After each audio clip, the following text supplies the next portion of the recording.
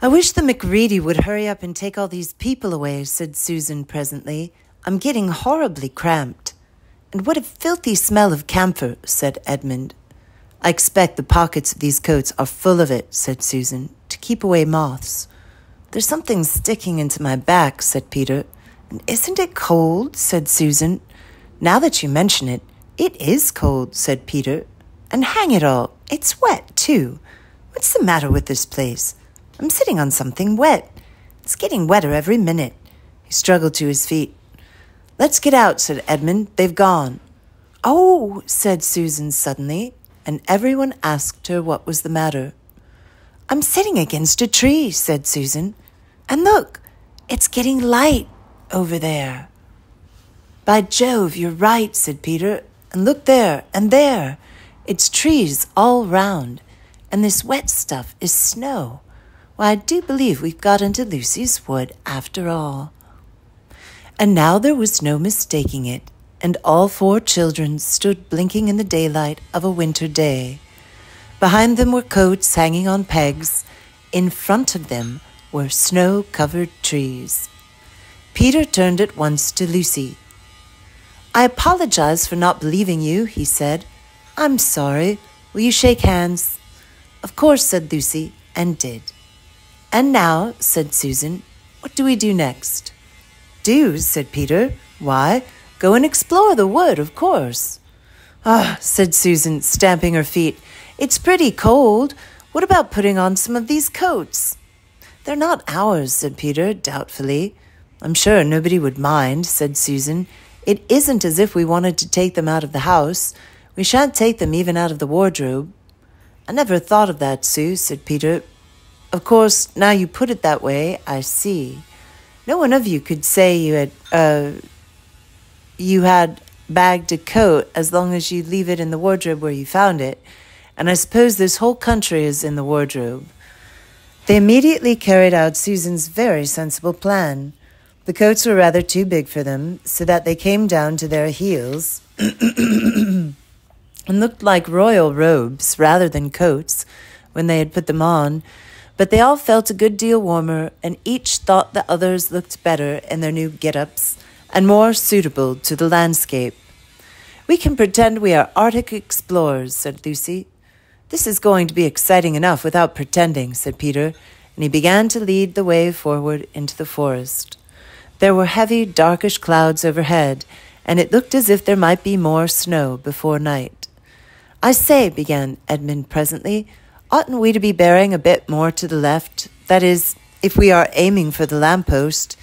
He had forgotten for the moment that he must pretend never to have been in the wood before. The moment the words were out of his mouth, he realized that he had given himself away. Everyone stopped. Everyone stared at him. Peter whistled. So you really were here, he said. That time Lou said she'd met you in here, and you made out like she was telling lies. There was a dead silence. Well, of all the poisonous little beasts, said Peter, and shrugged his shoulders and said no more. There seemed, indeed, no more to say, and presently the 4 resumed their journey. But Edmund was saying to himself, I'll pay you all out for this, you pack of stuck-up, self-satisfied prigs. Where are we going, anyway, said Susan, chiefly for the sake of changing the subject. I think Lou ought to be the leader, said Peter. Goodness knows she deserves it. Where will you take us, Lou? What about going to see Mr. Tumnus, said Lucy. He's the nice fawn I told you about. Everyone agreed to this, and off they went, walking briskly and stamping their feet. Lucy proved a good leader. At first she wondered whether she could be able to find the way, but she recognized an odd-looking tree on one place and a stump in another, and brought them on to where the ground became uneven, and into the little valley, and at last to the very door of Mr. Tumnus's cave. But there a terrible surprise awaited them. The door had been wrenched off its hinges and broken to bits. Inside, the cave was dark and cold, and had the damp feel and smell of a place that had not been lived in for several days. Snow had drifted in from the doorway and was heaped on the floor, mixed with something black, which turned out to be the charred sticks and ashes from the fire. Someone had apparently flung it about the room and then stamped it out. The crockery lay smashed on the floor, and the picture of the fawn's father had been slashed into shreds with a knife. "This is a pretty good washout," said Edmund.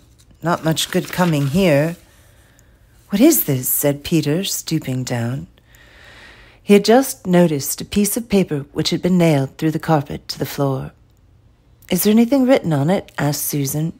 "Yes, I think there is," answered Peter, "but I can't read it in this light. Let's get out into the open air."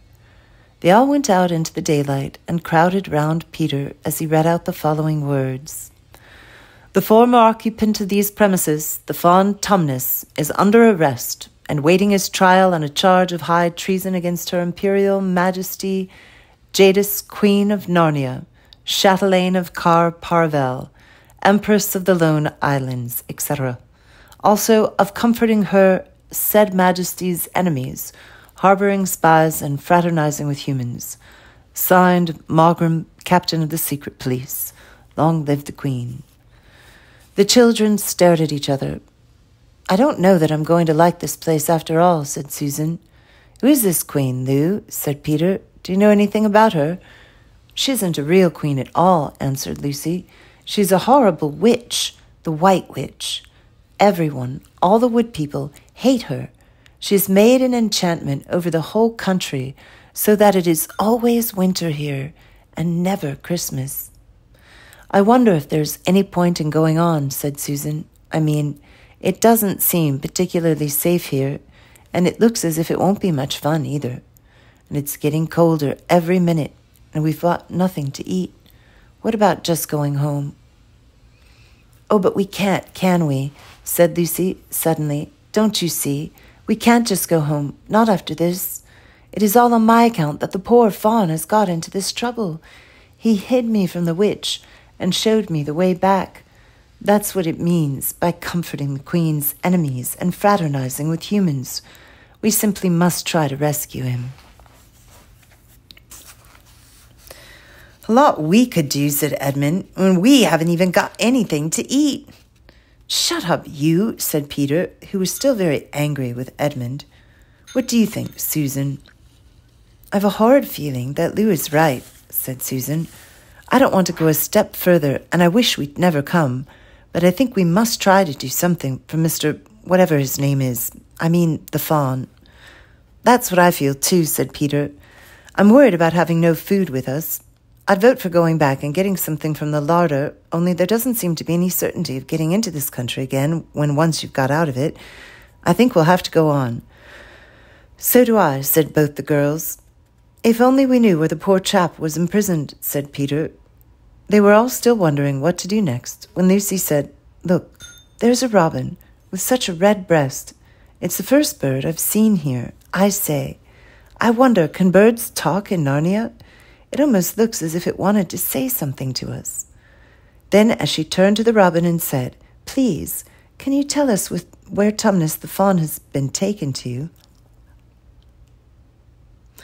As she said this, she took a step toward the bird. It at once flew away, but only as far as to the next tree. There it perched and looked at them very hard, as if it understood all they had been saying.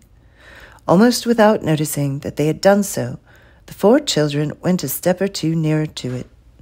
At this, the robin flew away again to the next tree, and once more looked at them very hard. You couldn't have found a robin with a redder chest or brighter eye. "Do you know," said Lucy, "I really believe he means to follow us to follow him." "I have an idea he does," said Susan. "What do you think, Peter?" "Well, we might as well try it," answered Peter. The robin appeared to understand the matter thoroughly. It kept going from tree to tree, always a few yards ahead of them, but always so near that they could easily follow it. In this way it led them on slightly downhill. Wherever the robin alighted, a little shower of snow would fall off the branch. Presently the clouds parted overhead, and the winter sun came out, and the snow all around them grew dazzlingly bright.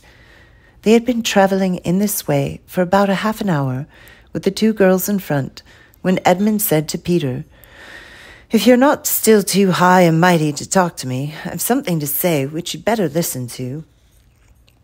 "What is it?" asked Peter. "Hush, not so loud," said Edmund. "There's no good frightening the girls. But have you realized what we're doing?" "What?" said Peter, lowering his voice to a whisper. "We're following a guide we know nothing about. How do we know which side that bird is on? Why shouldn't it be leading us into a trap?" "That's a nasty idea. Still, a robin, you know. They're good birds in all the stories I've ever read. I'm sure a robin wouldn't be on the wrong side." "If it comes to that, which is the right side? How do we know that the fawns are in the right and the queen, yes, I know, we've been told she's a witch, is in the wrong? We don't really know anything about either." "The fawn saved Lucy." "He said he did, but how do we know? And there's another thing, too. Has anyone the least idea of the way home from here?" "Great Scott," said Peter. "I hadn't thought of that."